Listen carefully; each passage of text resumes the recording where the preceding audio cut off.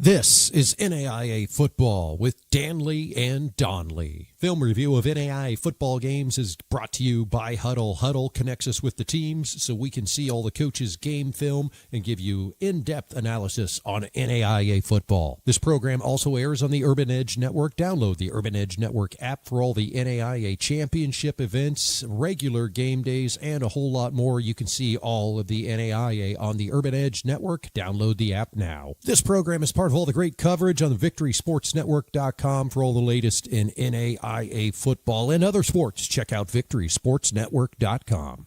Hey, how's it going, everybody? This is John Gruden, the old coach, down here in Tampa, Florida, just studying some football. And I just got to tell you, there is nobody covering NAIA football like the Victory Sports Network. Nobody. They've been doing it for over 20 years, and they know how great football is at this level. Now let's get going. Here is NAIA Football with Dannelly and Donley. Let's go. NAIA Football is the true version of what college football is supposed to be. And it is the best classroom experience an 18 to 22-year-old male can have. One of the most valuable parts of a college education is that experience. It's life in a microcosm, and it's just something special for a young man to have to experience. And don't you let a moment go without thinking about what's there for you to reach out and grasp. This is NAIA Football with Dannelly and Donley. I'm Jason Dannelly. Welcome back to another week of NAIA football coverage from the Victory Sports Network. Pat Donley joining me shortly from locations unknown. Yeah, we're out on the road this week. We're going all over the place. It's exciting. It's exciting. We're seeing new countryside. We're going to talk with him in just a little bit. But before we do, let's get into what happened in the world of NAIA football with some of the games that maybe don't fall into our featured coverage, if you will, and get through some of these. All right. Got the music going, got it happening. Cumberland's Lindsey Wilson. We thought, hey, maybe close game here. The Patriots been playing tough. Early on, 21-13 coming out of the first, and then Lindsey Wilson just went, and that was about it. Lindsey Wilson, 62-13 finale in this one. Tate Rice, 8 for 12, 111 yards. Devontae Saunders, we've been saying that name a lot the last couple weeks. 207, 4 touchdowns. Max Gainey, 4 receptions, 24 yards. Caleb Briggs and Ronald Carr both had interceptions in this game for touchdowns. Not too shabby. Not a bad day. Devontae Saunders. We're giving it to Devontae Saunders. The Walgreens. Primetime performance from this game. 207 on the ground, 59 receiving, 5 total touchdowns for Devontae Saunders. All right, Georgetown College Faulkner. This game may be a wee bit closer than what we thought it would be. We felt like the Georgetown Tigers were going to win this game. They did, but only by 2. Garrett Sloneker, 17-27, 263 yards, 4 touchdowns. Chandler Godby, 6 receptions, 96 yards, 2 touchdowns. You can read Deuce Marshall in the loss. Really nice game for him. 9 for 19, 221 yards, 3 touchdowns, 166 yards rushing. That's why we give him the Panera Bread primetime performance. Oh, so close were the Faulkner Eagles to getting this win. They didn't, but you got to highlight some of the big performances coming out of losing teams too. And Mr. Deuce Marshall had himself a ball game. 221 and 166, 4 touchdowns for the Eagles in the loss to the Tigers. All right, Siena Heights and St. Xavier. These guys battled back and forth. St. Xavier able to up their record to 4-2. Dominic D'Ambrosio, 13 of 24, 161 yards, 2 scores. He did have 4 interceptions, though. Won the game, 25-20, not bad. Braylon Himmelman, 238 yards passing, 42 on the ground, 3 total touchdowns. But we're going to give our primetime performance to a player on the defense, Justin Yeasel, defensive lineman for the Cougars, 75 yards, fumble recovery for a touchdown, 6 total tackles, 2 quarterback hurries. The interior defensive lineman, Yeasel, getting it done for the Cougars. All right. Cumberland, Tennessee. Bethel, Tennessee. The battle for Tennessee. Maybe? I don't know. 28-24 was your final in this one. The Wildcats come away with the victory. They got held down on total offense a little bit in this one, but Destin Chance, 15 of 27, 223 yards, 2 touchdowns. Ray Harvey, 9 catches, 148 yards, 2 scores. Jake Parker for Cumberland University of Tennessee, 238 yards, 3 touchdowns, 31 yards rushing.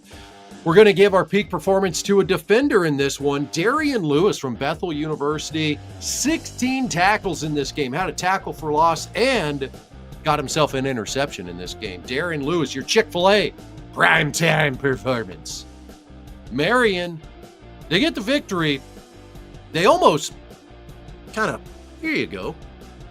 Here you go, Taylor. Almost did that. They didn't, though. Marion improves to 5-1 with the 42-35 victory.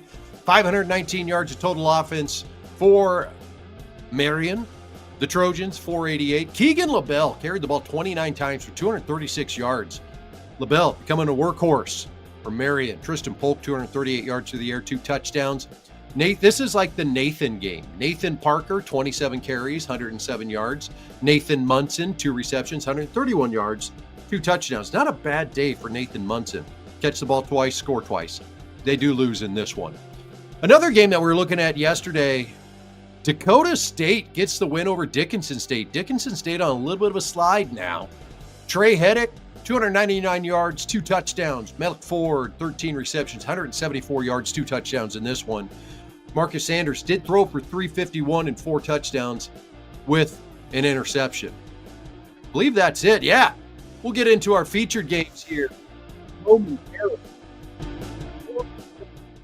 What we got to do is bring in the co-host, the guy that has all the knowledge, the guy that watches all the games, and I just frankly piggyback off his knowledge and go, yeah. Mr. Pat Donley. Hey, Pat, what's up, man? Jason, how are you? I am quite the American traveler. I was in the upper Midwest last week, as we know, in Minnesota. Yeah. Now I think I might have the best view of anyone in the country right now. I'm in the Smoky Mountains. Nice. I am looking at the Smoky Mountains. Literally, there's a fog over top of these peaks. It's just absolutely incredible. I would show you folks, but it's kind of weird. My computer kind of gets drowned out, or I guess the light kind of takes over. You really can't see much, but it's pretty darn cool here, man. What a place. You got to get yourself one of those like $10,000 podcasting cameras with the crazy depth of field, and then you could have it. Just need to talk to Game One. You know, this is all Game One stuff. Let's see how it looks. Let's see how it looks. Can we do it? No. Well, you can see it. You can see it. Are the fall colors popping down there, or is a little? I think by the time we leave, we're going to see more and more. It's going to be pretty mild this week. So, nice. In the 70s. Yeah, this is a beautiful part of the world. Sorry, folks, for the moving computer screen there. Anyway, awesome. Good with it. Had a great 6-mile hike today. Got to play in a mountain stream with the kids. Found an arrowhead. Saw a family of bear. No kidding today. Bear. Actually have a black bear. So nice. A lot of fun, man. Pretty cool. Yeah. A little vacation. 6-mile hike, eh? Yeah, roughly. The glutes and hams are burning right now. I'm not going to lie to you. Yeah. Glutes and hams. Going to get in the hot tub here in a little bit. Not going to lie to you after the show. You're lucky I'm not doing the show from the hot tub. Thought about it. That'd be a show. Thought about it. Yeah. A little chest hair poking out here, and maybe a cocktail, but yeah. I'm being proper attire here. So is Pat doing one of these? Yeah, I played good. Yeah, no, it's going to happen at some point though. We'll definitely be in the hot tub before too long. But enjoy a little national championship game. Maybe for the national championship game. I think we're going to Dallas. Or Fort Worth. Pardon me. Fort Worth. I think we might be going. We'll get that heart-shaped hot tub like from Dumb and Dumber. And we'll do a show from there. How about that? Freda Felcher. Yeah. We'll see. All right, man. Let's get into the games before everybody is like, what are these two numbskulls talking about? What are they doing? So there were some really good games. Actually, we should back up. Anything from the first run of games there that tickled your fancy, kind of struck you as odd that you wanted to chime in on? Some tight games that we probably weren't expecting. Off the top of my head, I think, Marion and Taylor was a dogfight. I think Taylor's a resilient group. They've got 3 losses now, pretty much out of the playoff picture at this point, but I can guarantee they're going to keep fighting. Off the top of my head, Jason, was it Cumberland's? What was the score of that game? 28-20, 28-24. Cumberland I and mean, I've got the correct? information literally right here. Sorry. Off the top of my, 28-24. Great football game there in the Battle of Tennessee, west of where I am. I'm in East Tennessee. There's a couple interesting games. And I'll tell you what, Jason, I think Lindsey Wilson more and more is establishing themselves as a true power in this affiliation. I think I know they're number 6 or 7, I think, and number 7 in your poll, maybe. I think they're and again, it's by situation, I know, and kind of, results of last year that are, kind of predicate, kind of where they are. But watching the tape and seeing where they are going and how they are progressing and improving every week, I think they're pretty darn good. Well, we know when you get to the NAIA postseason, top 4 seed is really where you want to be because you're going to be hosting, you're going to be playing at home. And the coaches you throw that out, doesn't matter where they're at. The selection committee is going to reseed everybody. And I think in these games like this, where they play a good Cumberland's team and beat them the way they did, if they keep going through competition like this, it's going to be hard to keep them out of one of those top 4 spots. If everybody else keeps winning and we've got all undefeated teams sitting up there, it's going to be tough for, teams like Morningside and Benedictine with 1 loss to stay in that top 4 potentially for those seeding, especially when you look at, some of the results of the last couple of weeks. Morningside, they kind of let Hastings hang around a little bit. They let Dakota Wesleyan hang around for a little bit yesterday. They're not doing what Lindsey Wilson has done in their games, and that's all right. First quarter or so, maybe we play tight a little bit, and then okay, we're done. Those games are lasting a little longer. So, well, we could talk more about seeding in the postseason coming up. Let's get into the featured games. Kaiser University went on the road to Florida Memorial, all not crazy road trip, but just down the road into Miami Gardens to play this one. And Florida Memorial got up in this game, Pat, 14-3, much the same way that, we saw them get up and take advantage against Southeastern last week with great athletes and guys that can make big plays. And Gerard Sims had 19 carries for 203 yards in this game. He had a 75-yard touchdown, or might even been longer than that, but he had a big touchdown run to start the game that helped them get out to that 14-3 advantage. But if there's anything we've seen with Florida Memorial, it's actually funny. I was talking with a couple other people that watched that game last week, and they're like, man, when that team, can put its 4 best plays executed the way that their athletes can execute it against anybody in the country, they're better than anybody in the country. But the problem is them stringing that into 60 minutes. For 15 minutes, they might look like the best team in the country, but we got to play 60. And that's, I think, what we saw in this game. Florida Memorial just wasn't able to string it together. And, of course, a little credit to Kaiser. Kaiser, get a little rocky to start. They get into their flow of the game, and Shea Spencer was excellent in this one. He did have a couple picks, but 4 touchdowns, 290 yards. I felt like at the end of the game,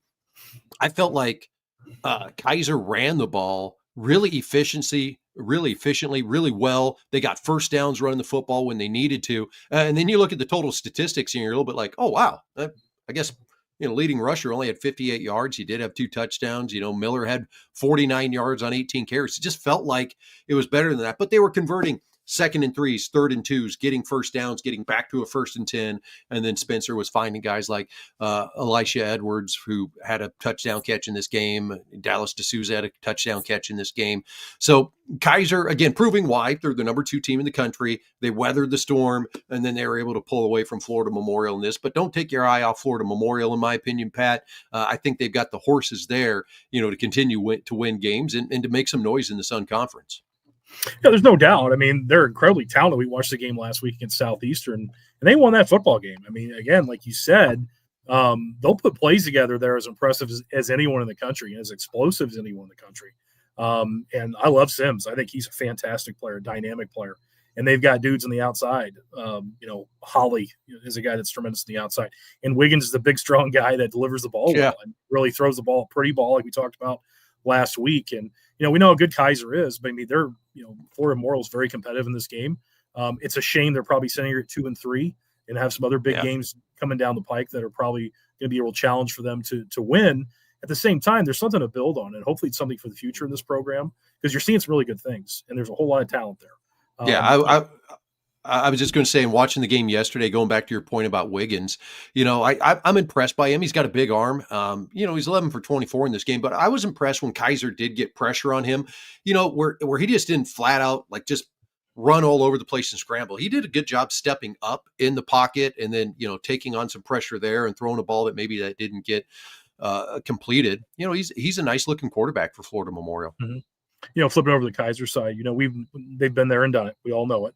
We've not talked a lot about them, Jason, sometime. Obviously, a huge one coming up this upcoming week. We haven't talked a lot about them since week one when they, flew up to Indiana and beat Indiana Wesley on the road. Mm-hmm. And they're kind of, not flying on the radar necessarily, but have not had the huge matchups really since week one. And they've got some big ones coming, down the road here for them.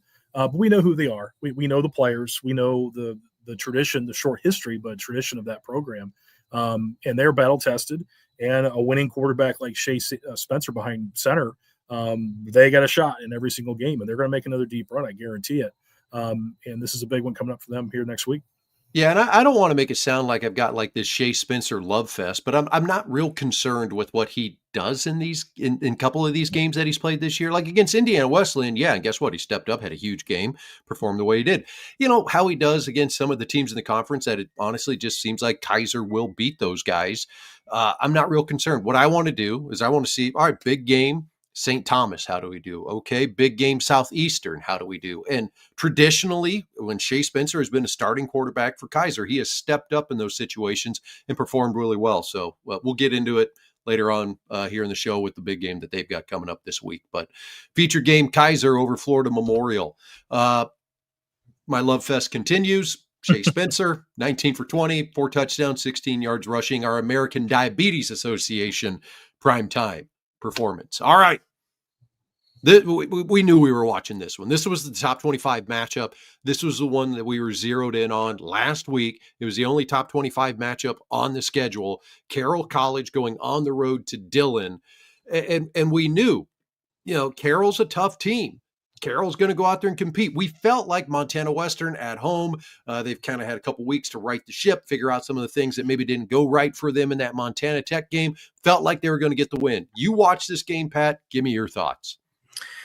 Well, one, it's a wet game. I mean, really kind of torrential downpour the entire game. Thank goodness for a turf surface, an artificial surface, because it would have been a mud bowl. I'm just telling you, because it's not quite cold enough to give you a little freezing rain or some permafrost on the ground quite yet. The footing would have been terrible, I'm telling you. But with that being said, it's incredible the production with both quarterbacks. I mean, the ball is in the air, Jason, like it's a 78-degree day with no wind. I mean, they're chucking it around. I thought both offenses were very, very explosive, really took chances vertically down the field and hit big plays. I was very impressed, Jason, with Carroll College, really being extra aggressive. Taking the ball down the field, had no hesitation to do so. And really, on the other side, I'm kind of jumping around here a little bit, just things on top of my head. I thought Carroll's defense, I'm going to talk about Michael Palandry, who I think the world of, and he's just been a great player for many years now for Montana Western. Carroll threw a lot at him, Jason. I will tell you. Now, he knows what he's looking at. He has seen all the looks. I'm just going to tell you. But the thing that I thought Carroll did a beautiful job of is giving him – it's almost like a pitcher with like 4 or 5 pitches. Does that make sense? They're always keep him off balance. Yep. It wasn't necessarily they were fooling him of what he is seeing, but it's like if I have a concept, I'm a quarterback, I have a zone concept that I'm expecting to get 2 deep zone or whatever it may be. Okay, this is my bread and butter concept that I'm going to hit this, window with versus zone coverage. And here comes pressure scheme and man. It's like they're always giving him, and it's all they're mixing it up constantly. I thought the Fighting Saints were really, really good. And almost like it was mixing up even down in distance. Like you'd get like third and medium. Here comes extreme pressure, 5 or 6 man pressure scheme with man under. And then the next time that same situation came about, they bluffed the pressure look, bail in the zone. So Palandry's kind of looking, okay, it's not man now. Now I've got to make a play in throwing a ball into a window. So I thought they did a tremendous job. And again, Palandry's production's still there, Jason, but it wasn't things that he was always comfortable with, if that makes sense. They made him earn it in every way, shape, or form, and then they turned him over 3 times. So they did force him into some throws, some errant throws. A lot of it was timing issues with pressure schemes that made the ball come out a little bit early. And there's some other things that were confusion because of the back end cover looks and bluff looks, then drop into zones and made some plays. I was very impressed with their approach, Carroll College on defense. Again, I'm watching. I can see what it is, and it's like, yeah, you can rewind the film 3 or 4 times, but it's like, okay, that looks like a cover 1 pressure scheme, and boom, they're dropping into 2 deep zone out of a pressure scheme look. It's like the other time they ran that, here comes 5 or 6 man pressure with it. So they did a really, really good job disguising looks and giving Palandri a lot to digest, and have to execute into. Yeah, I felt the same thing, that the Carroll defense was doing, as you put it, doing some things that just made Montana Western, uncomfortable, maybe unsure. And some of that, when you get unsure early in the game, maybe you're not, competing at the level that you thought you would. And I want to read something to you here. Maybe you saw this, but quote from head coach Ryan Norse, the game article out of Montana Western here. Highly embarrassed with how we played. Carroll desired to win so much more than us, and that's what's most disappointing with the loss. Carroll played well and played harder than us. The way we played to lose the game is what disappoints the most. We'll rebound on Monday, make improvements, put in work, and get ready for a good College of Idaho down the road. So Coach Norse not happy with the performance of the Bulldogs in this one. Yeah, I mean, they didn't run the ball very well. They really didn't even try after a while, to be honest with you. It was pretty much Palandri dropping back every single play. There were some screens and things of that nature, but it's a whole lot of 10 personnel spread out and throw the football. And what Carroll did was give him so many different looks, so many different pressures, and then dropping 7 and 8. They did a lot of different stuff. It was very, very challenging for him to continuously execute. And then when they brought pressure, Jason, like you said, timing was off. Throws were made early, and they turned him over in a couple of key situations. Back to Carroll's offense, I want to give them some praise as well. Tell you what, man, it's Caden, is it Hewitt? Caden Hewitt. I thought he was fantastic. I mean, I thought he was brilliant. I thought he was a tough runner. Tons and tons of +1 running game we talk about all the time. And this is not zone read stuff where he's, it's an option series. It is like quarterback power, like you're watching Jackson Waring at Grandview. It's very, very similar to that. And he was a tougher. He's a big physical guy. I thought he made some tremendous throws. And I give them and the coaching staff so much credit at the end of the game. Remember, you see the 4-minute offense? They're down to 4th and 3, and they threw on 4th and 3 to seal the game, Jason, and completed it. Or actually, no, it was a situation they had it covered up, and then Hewitt took off and dove for the first down to seal the game, which was just awesome at the end of the game. You remember that? That's the final series there. Montana Western's calling timeouts, trying to get the ball back as quickly as possible, playing the 2-minute timeout. So they got through that, called another timeout. So, Carroll drains it. There's no timeouts left, drains it all the way down. It's 4th and 3. Carroll goes for it just across midfield. It's like a 4th and 3. They run a bootleg, so it's, a run pass option situation for Hewitt on the edge. He sees a lane, takes it, dives, and gets the first down to seal the win.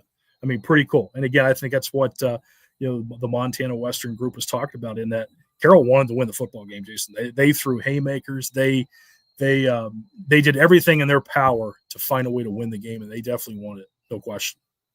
Well, Carroll went from having a 4-year starting quarterback in Jack Perka to this year maybe a little unsure of where they were going to be quarterback-wise, although I do think they came into fall camp knowing Caden Hewitt would be the guy. And anytime, he's an upperclassman. He's played football. He's been around, but there's always kind of that feeling out process at the beginning of the year. Coaching staff and him, what can we really do in game situations? What is he capable of? What does he know in our system? And I think that first game against Montana Tech, they bottled him up. They did not. Montana Tech did a very good job of keeping Hewitt at bay, although Hewitt did have a good game. And then since then, we've just kind of seen the evolution of him. They played very well against Dickinson State and has continued to play well. And then now he gets in a big game against Montana Western. And it's kind of like, even though he's had a very good season, this is kind of the Caden Hewitt coming out party. We talk about the great quarterbacks in the Frontier Conference all the time and all these different names. And you've got to put Hewitt in that list now as a guy that is an absolute competitor, guy that's going to go out and win you football games. He's going to run the ball. He's going to throw the ball. He's going to do all the things that you need to do in these big games to be successful. So I thought Hewitt was great. I thought Chris Alkelson, 8 receptions, 193 yards, couple scores, was excellent in this game. And then, Carson Ochoa is one of the best tight ends, in the NAIA. just 3 catches, 18 yards and a touchdown. But he does so many things off the ball, does so many things blocking in this game that just as I'm watching it, I'm going like, yeah, that's why we named him one of the top tight ends in the country, and why he is still proving to be one of the top tight ends in the country. But yeah, I felt like that this was really a coming out party for Hewitt and the offense of Carroll College, and that defense did some fantastic things to keep Montana Western at bay. It's going to be an exciting run in the West Division of the Frontier Conference now to see who's going to get that title. Yeah, I was going to say as well with Hewitt. I mean, what great accuracy on some throws through the wet football. I thought he made throws time and time again when it mattered the most. And like you said with Ochoa, how great was he in short yard situations, red zone on that touchdown, made some big plays, and they mattered the most for the Fighting Saints. This is a good football team, Jason. I don't want to be that guy that I told everyone, but they were going to knock somebody else off. We talked about it a couple of weeks ago when they won a big game. I think it was back when they beat Southern Oregon, I think, wasn't it? A few weeks ago, time before Southern Oregon kind of hit their skid. I said, look out, Carroll College is going to do this again. I guarantee it. And here they are. And they're a good football team, Jason. I think I'm kind of leaning. They are truly the second best team in this division or this league now, behind Montana Tech. And those are two really, really good quality football teams that I think are playoff level without question. Obviously, Montana Tech right now is in the driver's seat to win the league. But I think Carroll College can make some noise as well. I think it's a good football team. And I think Hewitt, especially with the progression of his running ability, and I tell you, the passion of this defense, there's some good things down the road here for Carroll College. And we've kind of been talking about this for a couple seasons now, Jason. And I think we're starting to see it come to fruition now that this team is learning how to win games. Yeah, I think Coach Purcell has done the things he's needed to do to kind of get this footing back on this program, to build a foundation and to get it to where it is. And for all intents and purposes, it's like the coming out party of Carroll College again. We know the history. The alumni are very proud. They want this program to be good and compete for national championships. And this is one of those wins where you go, okay, here we go. Now you got College of Idaho sitting on that half of the division still. You got Southern Oregon that's going to be a feisty team. You got some really good football teams that they're going to go up against on the west side of the Frontier Conference. So with Montana Tech being in the East Division, they've already played once this year. Probably see one another in the postseason again if they both keep winning the way that they are. And I know that people in the Frontier Conference just love to hear they're going to play one another in the postseason. They love when that happens. There's a lot of sarcasm if everybody's not picking up on it.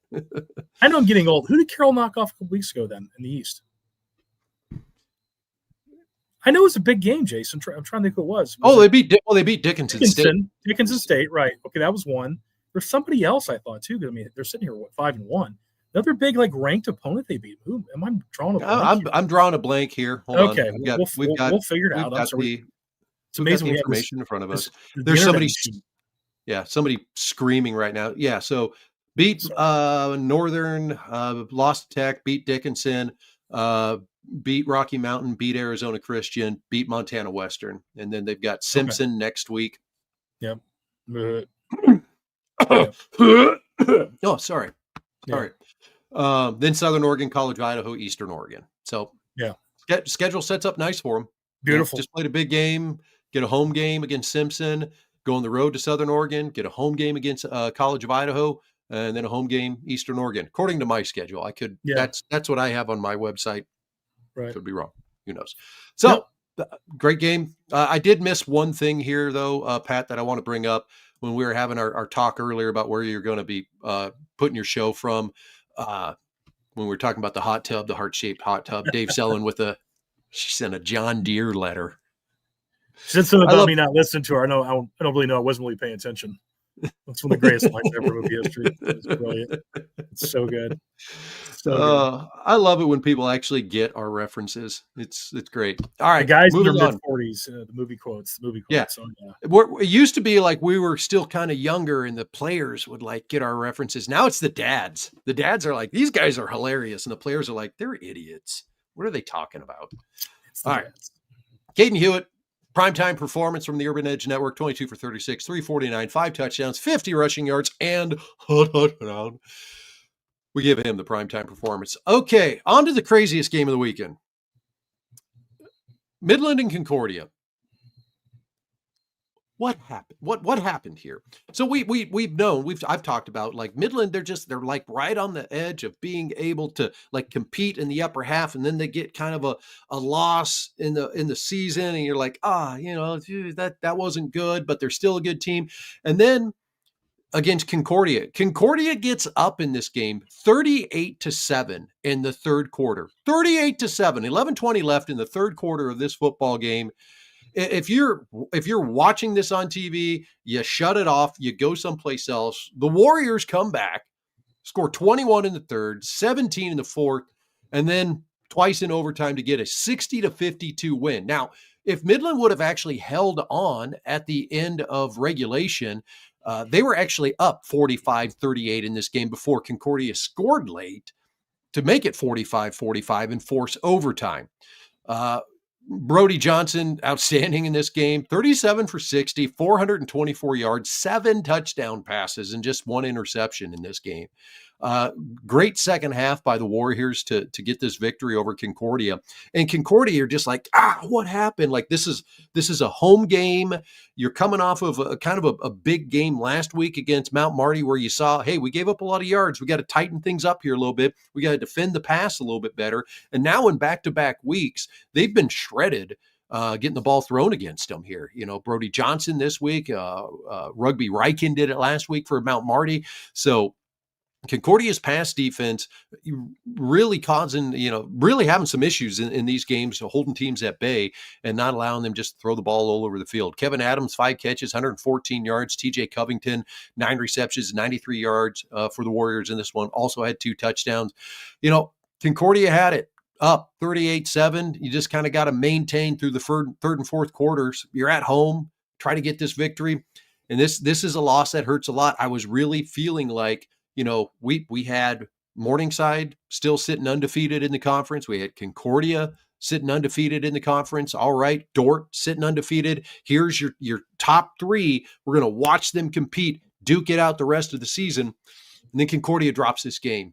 And it's one of those games when you go, and we talked about like last year in the postseason, this is one of those losses where, if you get a win against Dort, or if you lose to Dort but beat Morningside, this loss comes back to haunt you. And, Concordia's got to play really good football from here on out. It's like we have the KCAC coming to play here with the GPAC almost. I mean, really, when you have like the upper echelon, but you have that next tier, like beat each other all the time. You're going to drop one, and no one's really taking hold of the number 2 spot, if you will. I mean, if you're Concordia, you're just sick. I mean, my goodness. It's like one of those things where it all starts. You're a 38-7 lead, and I'm sure that first score happens 38-14. You're like, okay, no big deal. Now it's 38-21. You're like, okay, we're in the middle of an avalanche here. Like, what do you do? Like, how can we stop this bleeding? And we've all been a part of those games or watch games that's like, no matter what you do, you can't stop this force because the wave of momentum has hit and you can't stop it. And the crazy thing is, like you said, they came back and went ahead, Concordia, and then took it to overtime. No, Midland went ahead. Midland went ahead, Concordia. Right. It's incredible. They came back and tied to get it to overtime. So, unbelievable game. This has to be, was it a 4-hour game? I'm serious. Like I didn't see the end time. I know it was 180 plays or something crazy, something insane. I know it was like 90 each on both sides. Yeah. Offensive game, certainly. Tons and tons of points, a little chaos. Wild and wild. There's rumblings on the internet about, the last touchdown from, Midland being caught out of bounds, and, hope the GPAC reviews this and all that. And, I feel for you. If you lose a game like that, but I don't, 38-7, there were other opportunities. You're up 38-7 and we want to say, the refs on this play, that's what didn't know. 38-7. What's the worst one you ever had, Pat? Oh, I can't think of that off the top of my head. I remember coming back in a couple like that we were down just playing like crap and came back. Probably close to that level. I'm trying to think, to be honest with you. Yeah, but you've been there. It's like, you're better than this team, maybe in their minds. I'm sure Concordia probably still feels that way. Yep. And you let give a glimmer of hope, and next thing you know, or a little crack in the door, and they knock it down, and next thing you know, you're in one. And that's what it looks like, happened here. You give tons and tons of credit to Midland to have the resolve to. Again, 38-7, Jason. A lot of teams are like, well, we're going to wave the white flag and get our soggy sub here early. I mean, literally, I mean, that's what you could do. And you give tons of credit for the resolve to say, we're going to keep battling and chip away at this thing. And they certainly did. And, what a tremendous finish to this game. Yeah. I mean, and if anything, for Concordia, it kind of, changes the mindset a little bit. Hey, we've been undefeated. We almost lost last week, because of us giving up points, giving up yards. It happened this week. And if we're going to compete with the Dort, and if we're going to compete with the Morningsides of the Great Plains Athletic Conference and potentially get ourselves into the NAIA Championship Series, we've got to be better than this. We've got to be better than this on defense. Offense, I mean, 294 yards from your quarterback, 171 yards from your running back. I'm sure there were mistakes made on offense that you could go back to, performance in the second half, production in the second half. How did, this drive ended early? What could we have done differently? But end of the day, tighten up that defense. You get that defense tightened up and they're going to be okay. They're going to be okay. So this is a heartbreaker for Concordia. Great win by Midland. And, with that said, we go to our Blue Diamond Almonds, primetime performance. Brody Johnson, quarterback for Midland, 7 touchdowns in this one, 424 yards. That's a stat line right there. Be willing to bet that's probably a school record. At least one of those things is a school record. 424, 7 touchdown passes. I think that's probably in there for him. So great win by them. All right, into the top 25 we go, Pat. Top 5. I mentioned it earlier. Morningside, Dakota Wesleyan was close in this game early on before Morningside was able to pull away in this, and we've seen that with Morningside. They played close with Hastings earlier this year, still got the victory. So you kind of start wondering, we do this at the start of the year, and then we're kind of doing this, and then we got Northwestern this week. We get a little bit of a wake-up call, and we see, will the real Mustangs please stand up? I mean, is that what's going to happen this week? They better. Northwestern, we don't think they're quite what they once were. They're still really well coached. There's still a lot of pride there. There's a lot of experience on that staff. And Morningside's got to play well. This is a rivalry game. How far are those schools apart, Jason? A few miles. It's not far, I know.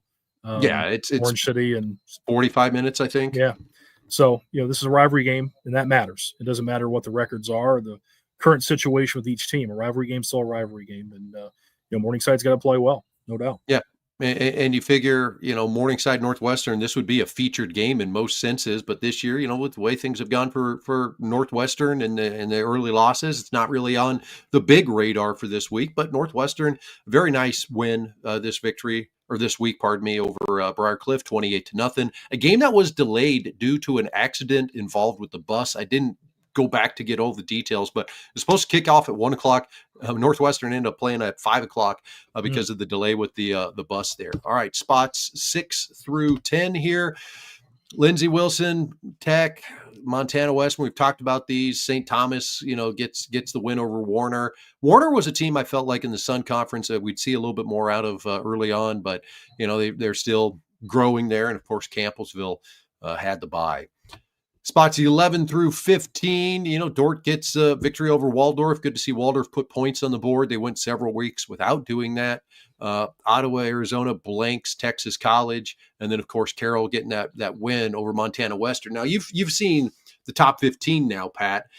And Montana Western was previously rated 8th here. And Carroll College technically was in a tie for 14. Mm-hmm. So if you're the coaches, where does Carroll go in the poll, You drop Montana Western to what, 12, 13, 14, move Carroll up in front of them probably? Probably. I would absolutely do that. I would probably have Marion and, Carroll right there.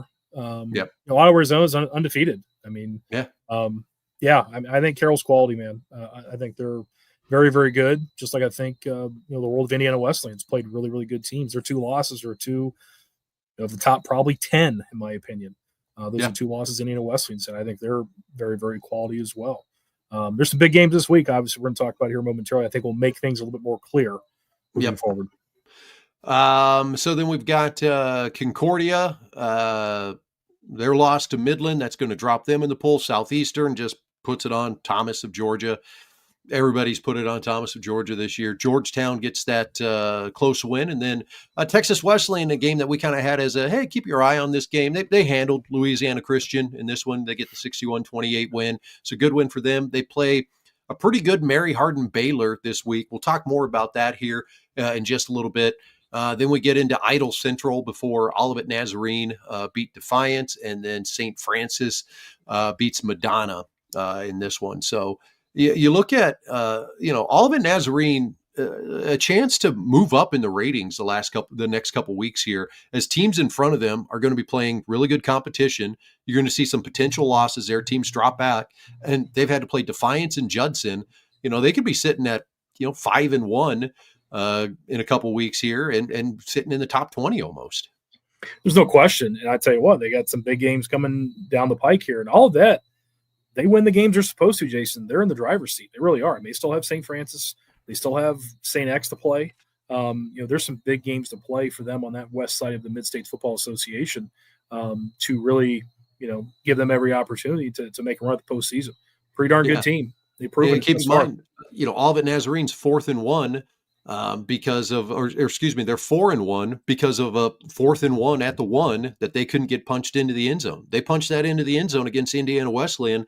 They probably win that game, and we're talking about Olivet Nazarene probably in the top 15. So keep your eye on ONU and what those guys are doing over there. So that's a look at the top 25. Stock Rising, Carroll, Olivet Nazarene. I say St. Xavier too. Nice win by them this week. Gets them to 4-2.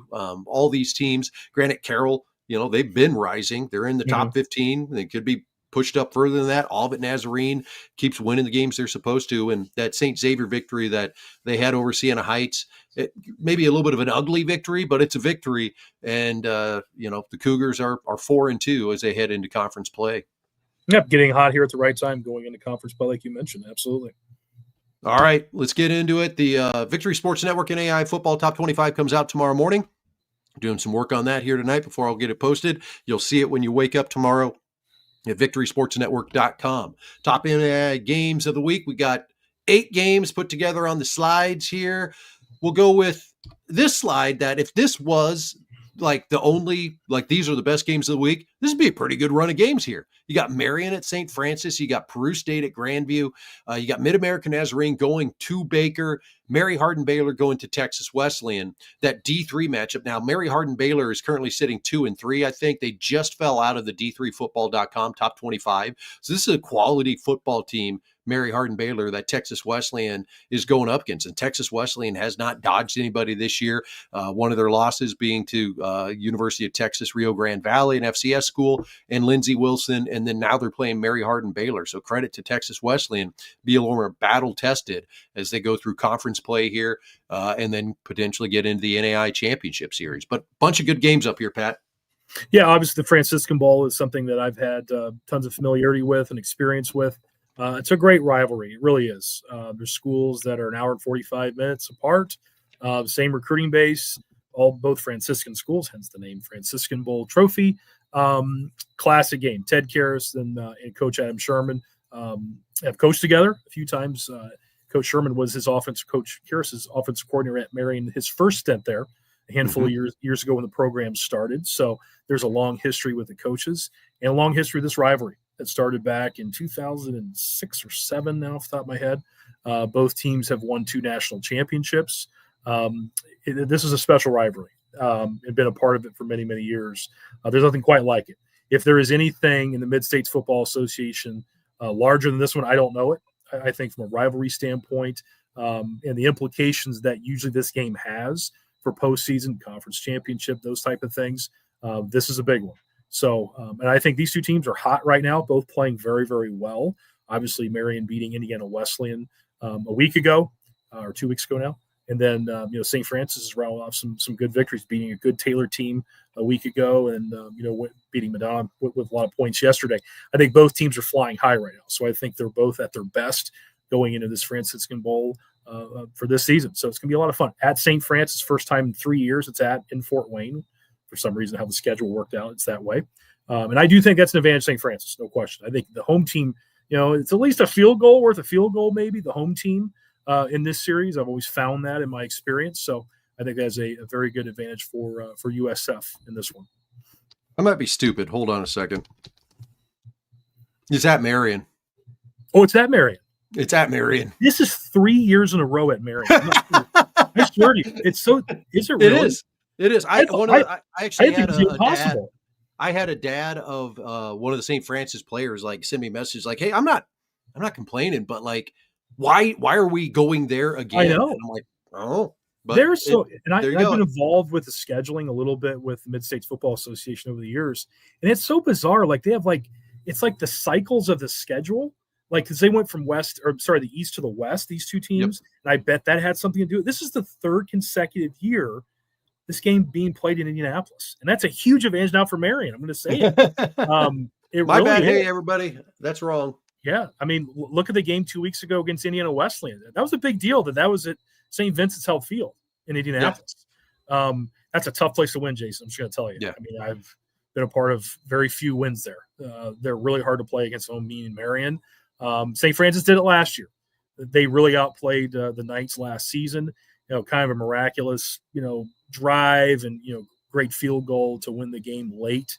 I think in the final seconds of the game, if I remember correctly, for USF. This is going to be a battle. These are two really good football teams, well-coached teams, teams that have great experience. And this is, if you want to see a great rivalry football game, stream this one. This is going to be good. Yeah.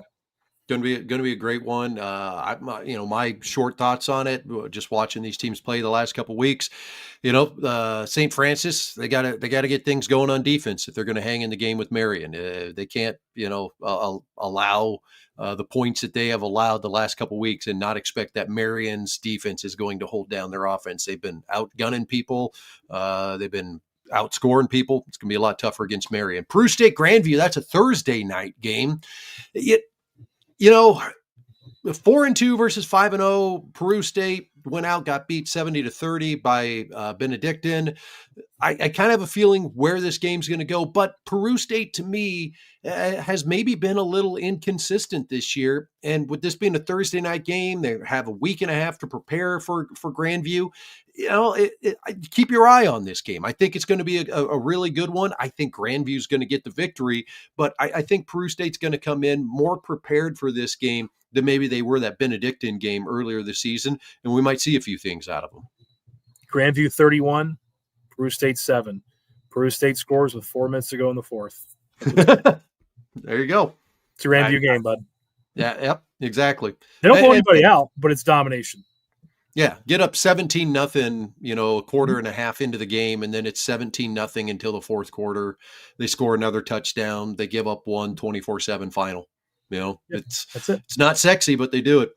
Mid-American Nazarene in the Hart Conference, they go to Hoop Baker to play a little bit of a rivalry down the road. The Wildcats season maybe did not start off the way that they wanted to, but they have rallied and played really well their last couple games. Truman Julesgaard has come back around as quarterback and a leader for the Wildcats. So this is a game that Mid-American Nazarene cannot take lightly, going on the road against a 2-3 team that is battling and wants to get themselves back into contention in the Hart Conference. So it should be a very good one in Baldwin City, Kansas, between Mid-American Nazarene and Baker. Yeah, let's see what happens here. I think the role of Julesgaard, it's kind of a weird, they dropped the first two, it's the first three. Dropped the first three, I think, Baker, if I'm not mistaken, and battled here lately, like you said. And, Mid-American Nazarene's an interesting team, Jason. They've got some really good players, but they have to be very creative in how they have success. I think they've got to big play people. I think they've got to win it on the perimeter. So I think this matchup is kind of interesting with both teams. And, they've got some great athletes. They've got some great playmakers. It's not going to be like, beat each other up physical type game. It's going to be almost, played on the perimeter. Is how I kind of anticipate this being played. So this could be a fun game to watch, I think. I really do. The other one on the screen, Texas Wesleyan, Mary Hardin Baylor. Hey, it's an out-of-division game. I'm rooting for Texas Wesleyan get the win. That is not going to be an easy game. D3 football in the state of Texas, the Mary Hardin Baylor's in the same conference as Hardin Simmons, who's, I believe, in the top 10 right now in D3 football. So that'll be a really good one in the world of Texas college football. Now, this list of 4 is freaking ridiculous, man. It sound like Gruden. It's ridiculous, man. St. Thomas at Kaiser, McPherson at Friends, Lindsey Wilson at Campbellsville, Montana Western at College of Idaho.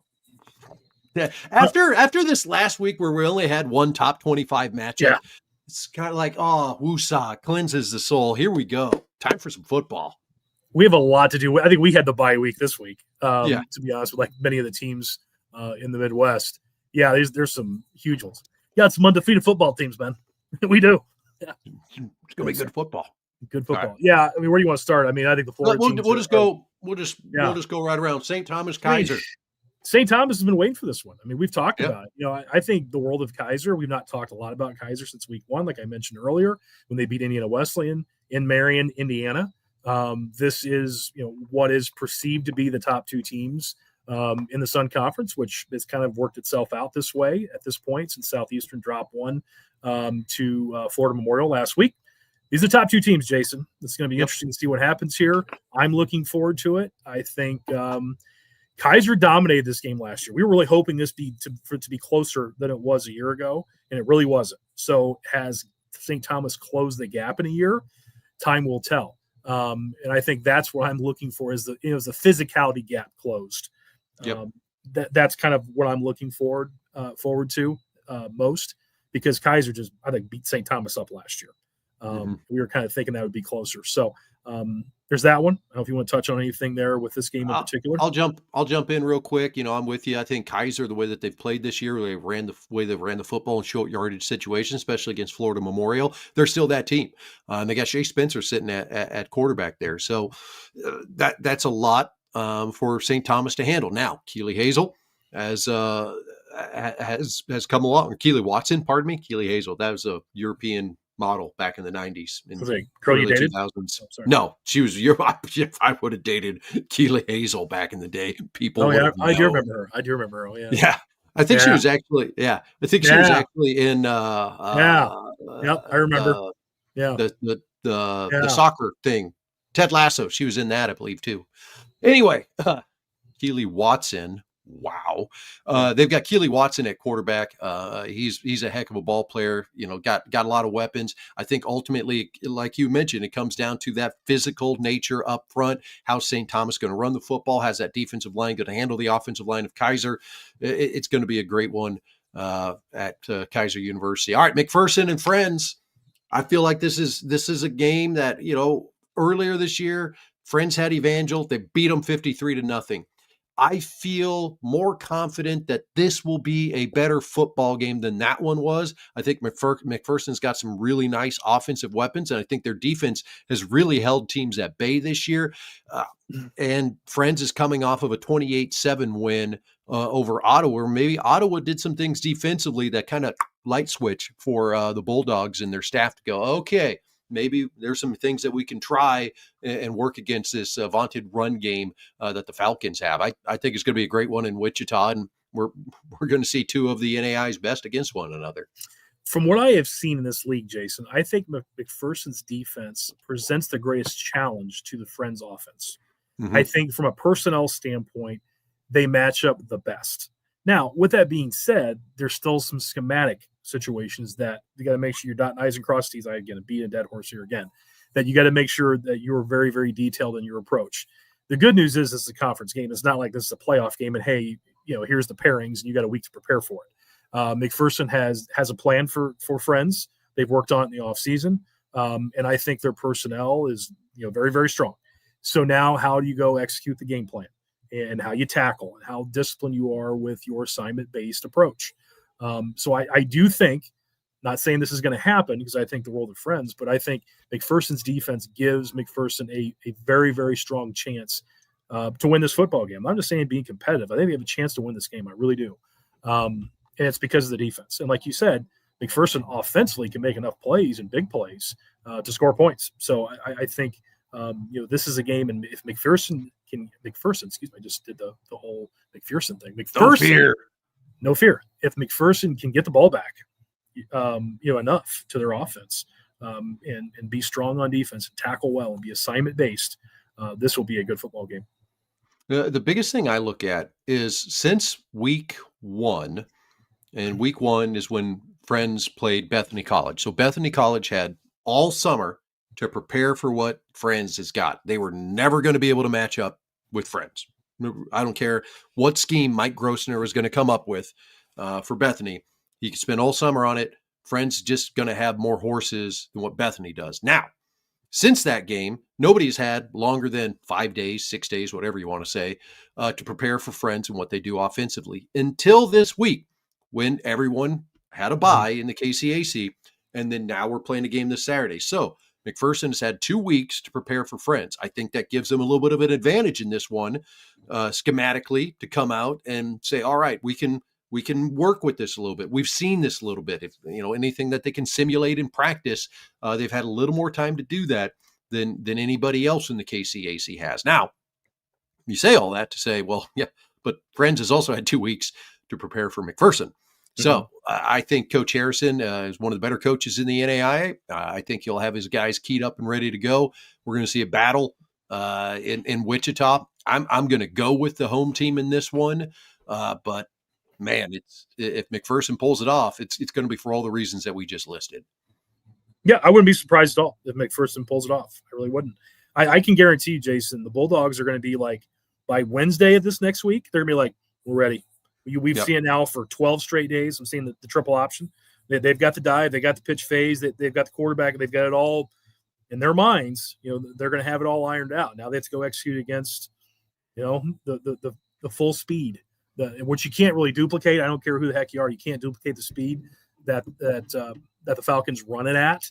But they'll feel pretty good going into with those 2 weeks to prepare, and that does help immensely. I will tell you that, Jason, from experience. I want to see Terry Harrison come out gun spread first play of the game and just have McPherson go, what? What are you doing? And then, okay, you're going to come back under center. Do that for me. That'll be a little tip of the cap if Coach Harrison does that. I'll be like, haha, he does listen to the show. That won't happen. Lindsey Wilson at Campbellsville. Beginning of the season, we were talking about Campbellsville being one of the upstart teams, had a real breakout season last year in the Mid-South Conference. A lot of people talking about him, but then Lindsey Wilson went out, took care of business with their early schedule, sitting undefeated and have beaten the doors off of just about everybody rated that they've played this year. Now they've got to go on the road to Campbellsville and do it. Campbellsville, tough place to play. And we've seen what the Fighting Tigers have been able to do with that offense this year. I really think it's going to come down to defense in this one.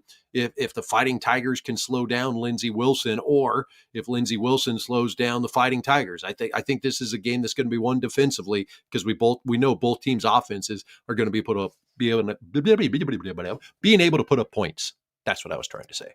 Well, I'm going to tip my cap to you first, sir, because these were your two fighting for the Mid-South Conference. You said that in preseason.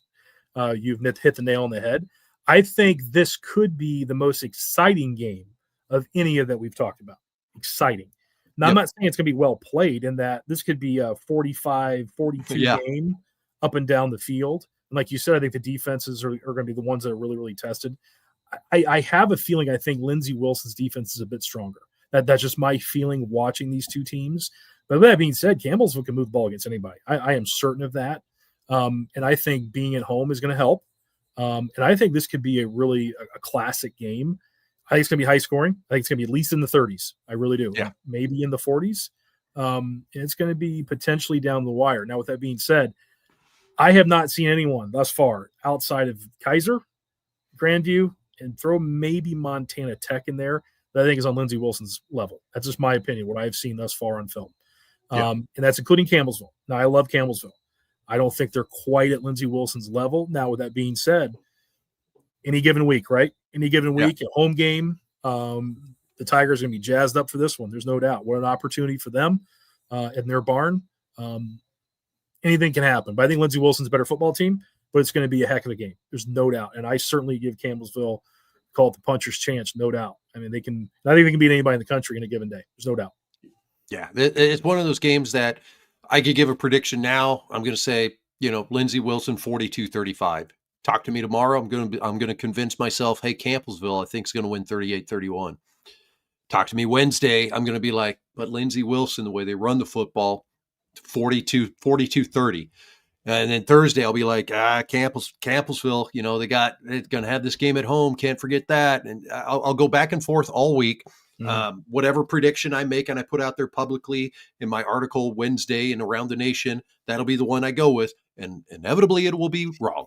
So we can just count on that. So we'll see how this one goes. It's going to be a good one. And then, hey, guess what? Frontier Conference has another big football game. Montana Western trying to get back on their winning ways. And go to College of Idaho to Simplot Stadium there, try to get a victory. College of Idaho has been playing really good football this year too. And this is kind of that potential for College of Idaho to have a coming out party against a top 25 team. I really think the role of College of Idaho in that, they played a really good game against Montana Tech, who I think is the best team in that league, both sides. And we're very, very strong and made plays against the Ore Diggers, who are a great team. And I think if you're Montana Western, their approach is much like what just happened to Penn State, Jason. Don't let, the Oregon game lose the game against UCLA. I'm not saying that, College of Idaho was a better team than UCLA was 0-4 going to. Bad comparison maybe. But then they lose the third game. It's like it's snowballed. Then James Franklin gets fired. That just happened today, by the way, if people didn't know, Penn State. Yeah. Wow. Guy was in the Final Four last year and gets fired because he's lost 3 games in a row.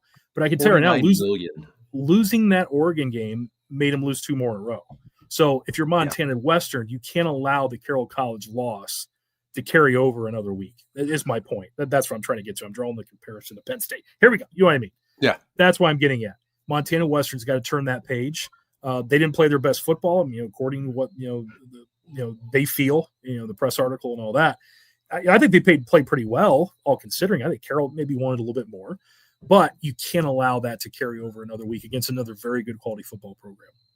Yeah, and College of Idaho at home is tough. It's going to be a tough game for Montana Western to go out there. Like you said, they got to right the ship, get back to doing the things that they got to do. Have a good week of practice. We're going to have a great one in Caldwell, Idaho, with College of Idaho and Montana Western. It's going to be a really good one there. I hear my child upstairs just screaming. I don't know, and playfully screaming. So I don't know if you can hear that or not. It's just going on in the background. You got bears behind you there somewhere, probably. I'm looking around to make sure I got the cell phone light here just in case. We have a nice fenced in area here. I'm elevated, so the bear would have to climb up the post to get up here. They're capable of doing that, by the way. They're capable. We saw some earlier, so I think we're good. So those are the big games this week. Some really good ones. You mentioned James Franklin getting fired there. It's like $49 million, I believe, is what the buyout is. That could fund an NAIA athletic department for decades. Yeah. Decades. That could start a college and an athletic program, and it would be very well funded. And what he is going to get paid to not coach Division I football, it blows my mind. We're getting this overtime thing. I always joke that when I was coaching my friends and the staff, and really outside of my staff I was on, if I was ever in the position to make money like that, I think back in those days, it was like, hey, like Brady Hoke got fired at Michigan and he got like 12, 15 million. It's like, you'd never see me again. Like, hey, what happened to that dopey Donnelly guy? Oh, I think he lives in a castle in Ireland or something now. Like, you know what I mean? Like he owns a pub in like Kilkenny, Ireland now and just sits all day and drinks Guinness. Like, that's what I would do. I mean, I'm not coaching anymore. I'm just moving. There's people you worked with that have been vaguely in similar situations, and like you watch some of these guys on the rise and kind of going up and moving up in the ranks, Division I, even into the NFL, and get fired, and you're like, oh man, what's it? Oh wait, he's fine, he's good, he's okay. I got a lot of friends who made a lot of money at this, Jason. It's crazy, yeah. And I'm out. So yeah. Here you and I are 20 years later after those guys were getting to start in the world of small college NAI. And I'm in my basement. You're on a family vacation, and they're sitting there like wiping their eyes with the $100 bills, going, "When am I going to coach again?" I was going to bring up, speaking of someone we both know well, Kalen DeBoer, guest, alumni of the show. Happy for him. So awesome. He's turned things around. I mean, it's so stupid to even talk about. They lose to Florida State, first game of the year in Tallahassee, and he's getting ready to be run out of town, which is like, okay, people, just stop. The guy has won everywhere he's ever been. He's incredible. And sure enough, here he beats Georgia, a good Missouri team yesterday on the road. Just a tremendous win for the Tide. Guy can coach, man. Let him go. Just leave him alone. Let him do his thing. It was so funny. I probably shouldn't say. Dad may have texted him and say congratulations, and he get thumbs up. So anyway, Coach DeBoer, great job, man. I'm so happy for you. He deserves it. And he's a great football coach. Alabama people, for the love of God. I know it's, first off, anyone following Nick Saban, are you kidding me? It's just ridiculous. But he's great, folks. You're not going to get anybody better than him. Trust me. I'm actually interested to hear what – Including Dabo. I'm actually interested to hear what Saban says about the James Franklin firing, because I mean, I'm sure Saban has a mentality. He was in Final Four last year. He lost a couple games, and now you have fired him. And this program that he has built, that, keep in mind, when he took it over, things weren't good, and he got it back to national prominence. Loses 3 games in a row this year, and all of a sudden it's like he's out. Like, what are we doing? Like, who comes in? Who's like, if that's the standard, good luck. I got one that makes a ton of sense. It will not make people, the 2 states I've lived in last, one will not be happy. It's Kurt Signetti. That's what I think happens. Oh, yeah. I think it's a blank check. He's a Yenzer. He's a Pittsburgh guy. I think it makes too much sense, to be honest with you. And the thing is, look what he's done in Indiana. I mean, Indiana is a legitimate football team, Jason. I've watched them. I'm rooting for them. I know Coach Signetti kind of met him again last spring at a clinic in Indianapolis. But Dad coached against his dad in the PSAC back in the day. My dad was the head coach at Cal PA. His dad was the head coach at Indiana PA. Ironically, now Kurt's the head coach at Indiana University. It makes a ton of sense. He is as Pittsburgh as Heinz Ketchup. He just is. There you go. So it makes sense to me. It's a blank check for him. They're even saying guys like I heard Urban Meyer. I don't see that happening. I think it's going to be Kurt Signetti and be done with it. And all eggs in the basket. But no, we'll see. But yeah, it's crazy. I like to see Indiana make a run because they can.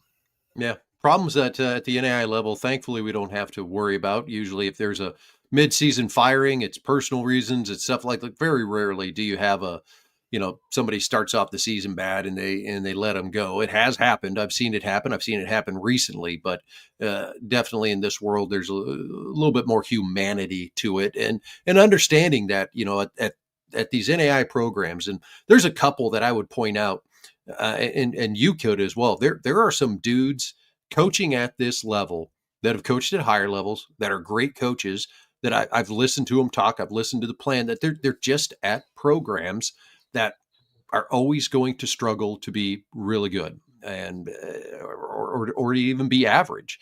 And unfortunately, maybe the university doesn't put the funds in that they need to for these programs to be top tier. They're always going to be kind of middling, 5-5, 6-4, 4-6, maybe we'll get that 1 7-win season, but there's a lot of programs where unfortunately, football is only going to exist as an enrollment driver there, and they're never going to give these coaches the tools that they need. Now, that's not everywhere. There's some places that hire bad coaches and they've got what, a Grandview has. They've got what, some of these other programs, have, and none of these programs are living a life of luxury. Their athletic department and the leadership at the schools get it, and they understand we're going to give this to you and get out of the way. And there's a handful of schools at the NAIA level, as you know, Pat, that the leadership says you do your thing. And here's our budget. Here's our constraints. Stay within these. You're not going to hear from us. And those are the programs that typically do really well. I would tell you, Jason, I don't think I'm ever going to get back in at this point. This is now my 4th season out. I don't see myself getting back in. But this would be what I would look for if I was going to start something or get back into it at the NAIA level, really any level. I think you have to have location. I do. Yep. Small school level. I think, not to disparage those in the middle of a cornfield somewhere or in the middle of the mountains. Those are great places and they could potentially win, but I will tell you it's challenging. You have to get people and attract people to your university. You have to have funding. You have to have financial support for scholarship. And if it's not institutional support for facilities, at least have the ability with your location and maybe an alumni base to get private funding for it. I think that's essential. And that's kind of goes hand in hand with your location. And I think you have to have quality academics to some level too. I think you have to be a reputable university, especially at this level, where your Division IIIs and all that usually are very, very reputable academically. So if you're competing with them, I think that's a challenge. So I think you have to be solid academically, at least have things that players are interested in majoring in. If you have your engineering and business and things of that nature, I think you really can do well in attracting players. So you have money, you've had scholarship money, you have a great location, internship opportunities, job opportunities in the location, and then you have that support locally. I think that's really, really critical at the NAIA level, especially to get things going. Those are things that I would be looking for. I guess I'm spilling the beans on, maybe a secret of mine, but I think that's really essential. If you go back and look at the history of the NAIA, the teams that have done well, you kind of look saying, Pat kind of knows what he's talking about, because that's pretty consistent when you get right down to it. And I don't care how good a football coach you are. There's been some great ones at this affiliation or in this affiliation. You have to have some help. You certainly do. And I think you have to be fully funded first and foremost. You're not going to go into and compete at the national level with 12 equivalencies. That's not going to happen. I Correct. don't care. It could be, I guess probably a bad joke now seeing Bill Belichick coming into the NAI with 12 equivalencies. He's not done well at Division I level, obviously. Yeah. So again, it doesn't matter how good you are. He's probably the best coach of all time. If Nick Saban came in with 12 equivalencies, Jason, he's not going to win the national championship in the first 2 years. I can guarantee. Yeah. It takes some support, and the great teams that have done that there's been commitment from the institution, and then you have the other things I talked about. So I think that really is critical. Well, and to bring it back home, even talking about, this week, Marion and St. Francis play this week. And I can remember when Marion made the announcement that they were going to add football back in the middle of the 2000s, and talking to your dad and then talking to other coaches that were in that division, they all went, they're going to be good. Like, Marion as an institution does things right. They fund their athletics. They're in Indianapolis. They're going to have a good recruiting base. All those things that you just listed off, when they said they're adding football, everybody knew, well, let's enjoy beating them as a first and second year program, because it ain't going to happen much beyond that. And it didn't. They were in the national championship game several years later. I will tell you right now, Jason, the state of Indiana may not have the top end Division I talent year in and year out. There's probably somewhere between 25 and 30 Division I players annually, from the MAC level to the Power Four. But I'm telling you right now, there's about 200 Division II NAI type players every single year. It's incredible. Yeah. And I was the guy that recruited Indianapolis before and after Marion. And I was the guy that went down to recruit. And I was pretty darn good at it. I'm a salesman. That's what I was good at. I was a recruiter. And that's the place to recruit. And I knew, like you said, when they started football, they were going to do things right. And they have a great recruiting base. And there are so many football players in Central Indiana. It's incredible. And that's proof of it. In both those teams, and you will see St. Francis and Marion's roster, both. Look at their rosters online, guys. It's all Indianapolis area guys. There's tons and tons. It's great football there. And you're seeing a little bit even at the Division I level.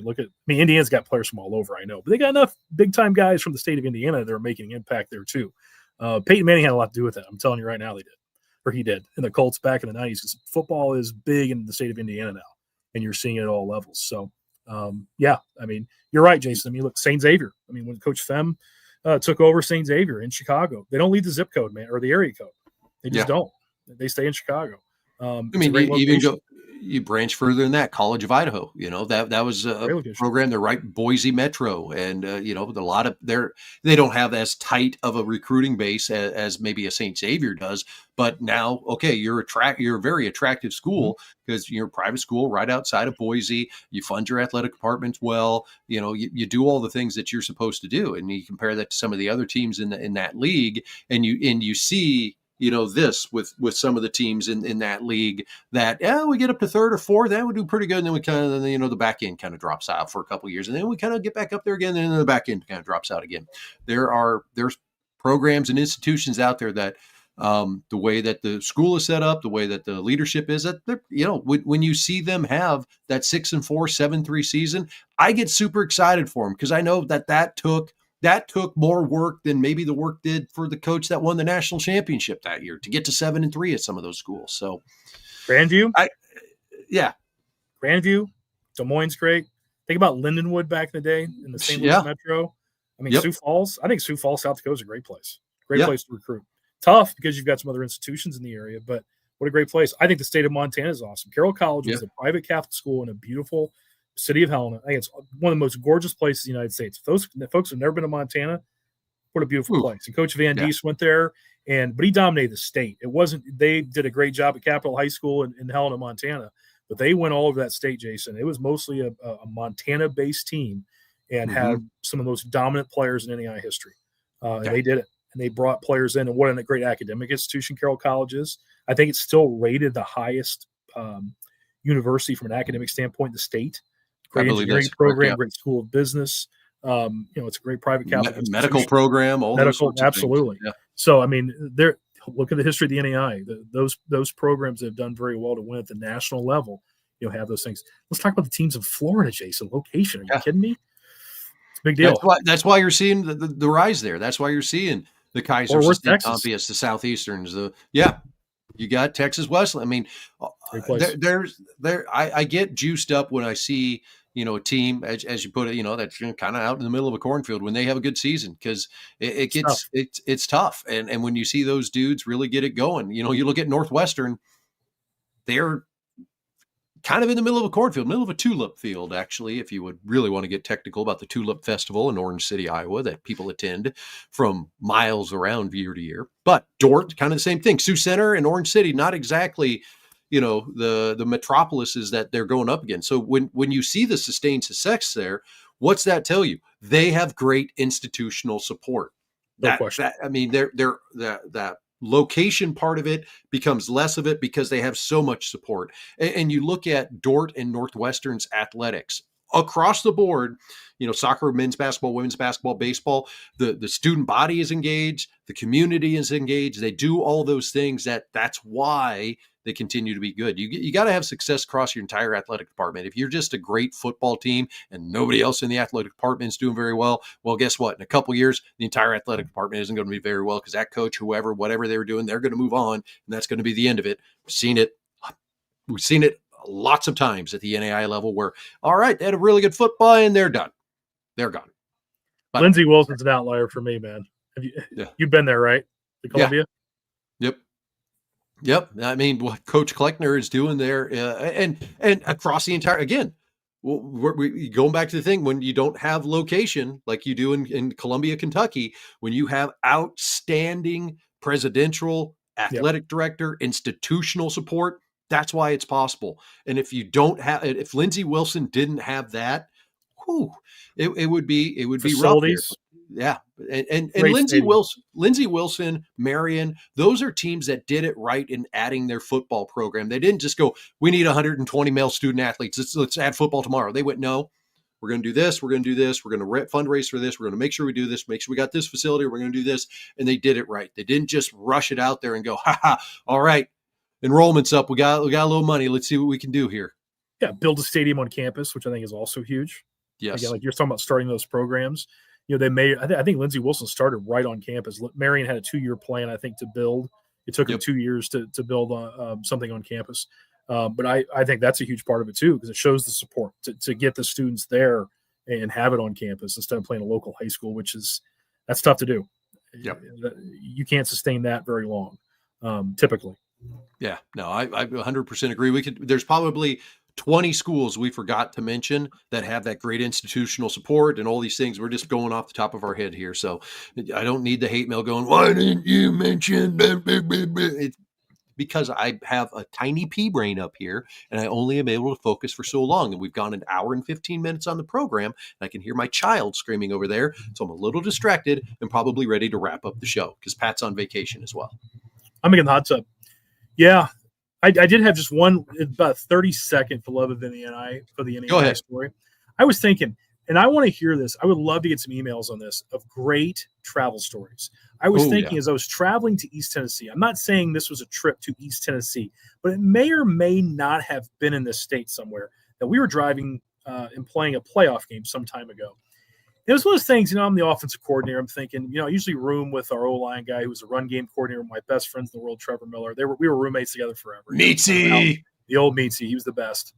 Doing really well at Frostburg State. Couldn't be happy for he and Eric Wagner, two of my buddies. They're undefeated right now, undefeated team out there. Nice. Two ball, awesome dudes. So happy for them. Anyway, we were always roommates.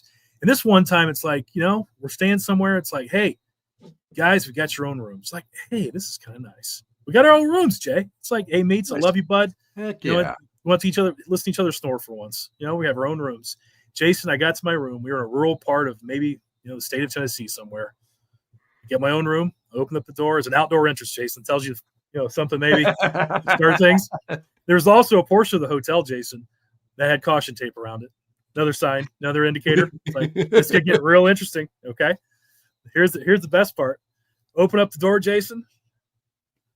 There's a crazy stain right in the middle of the floor. It looked like somebody field dressed a deer right there in my hotel room. When I say it's a blood stain, it was either a murder scene or someone field dressed a deer. They shot a deer somewhere on the mountain and drug it right there in the hotel and gutted that thing. I'm telling you, it was a stain that was unidentified, but it looked man. I'm thinking of stepping around this thing. And it's like, well, I do have my own room, but there's this. So for the love of the NAIA, we have stayed in some interesting hotels over the years. Yeah. I could go through that whole man, rundown too. And I guarantee there's a million of them out there. Like, 4 to a room, players 4 to a room. That's happened. Budgets are tight. You want to take some extra guys on a road trip, whatever it may be. Or this is the key one, the playoff games where you maybe go in those rural parts of America. There's not enough hotels, Jason. Like, you've been those places that literally don't have hotels in towns where colleges are. And this may or may not have been this situation I'm talking about in somewhere in the state of Tennessee. So field dressing gears. I got one I'll throw on that. And, they're not a sponsor. They'll never will be a sponsor. But we've all seen an Econo Lodge, right? Oh, yeah. Like, when I say Econo Lodge, everybody goes, yeah, that one. Yeah. Right. So we were in Wise, Virginia, covering the University of Virginia Wise against Georgetown College. One of the, games of the weeks we're broadcasting, and kind of similar thing. We'd been staying in the bus. We've been staying in the van. We've been staying in the trailer. And this was like, we had a Thursday game in Georgia. Shorter played. I can't remember who Shorter played. Might have been Campbellsville, actually. And then we had to go up to Wise, Virginia for the Saturday game. And we come rolling into Wise and we get told, hey, we got hotel rooms for you this time. We're like, thank you, God, where are we staying? And it's the something Inn. And I'm like, it's obviously a local joint. We go rolling up, and the hotel was so bad, the Econo Lodge said, you are not a franchise anymore. It was a defranchised Econo Lodge. So you could take that and understand what we were dealing with when we walked into this place. And we were sleeping 4 to a room. All the guys had bunk mates, but it was better than sleeping in a van for the night. All right. We should wrap this up. 10 seconds more. Driving on the way down on I-75. I pointed out a hotel to the wife and kids. I go, oh, some of the St. Francis coaching staff caught bed bugs in that one. 2013. Thinking about it. 2013. It wasn't me, luckily, but somebody did. It's never good. I'll say the school we were playing. It was on I-75. And it wasn't Georgetown. Start figuring it out. It could be anyone. Could be anyone. No, anyone. Here's the thing. It wasn't at the nice hotel at the Cumberlands was very nice. It was one in Corbin. It was the Duncan Corbin. Yeah. Sorry. Yeah. You remember figure it out. I let the cow bag. Yeah, there we go. There's only 2. I've gone out of focus here, so that's a good time for us to wrap up the show. All right. He is Pat Donley. See you, everybody. Pat, any last thing? You enjoy your week, man. See you, crazy NAIA people. We love you. Thank you. Enjoy vacation this week. See you, Jay.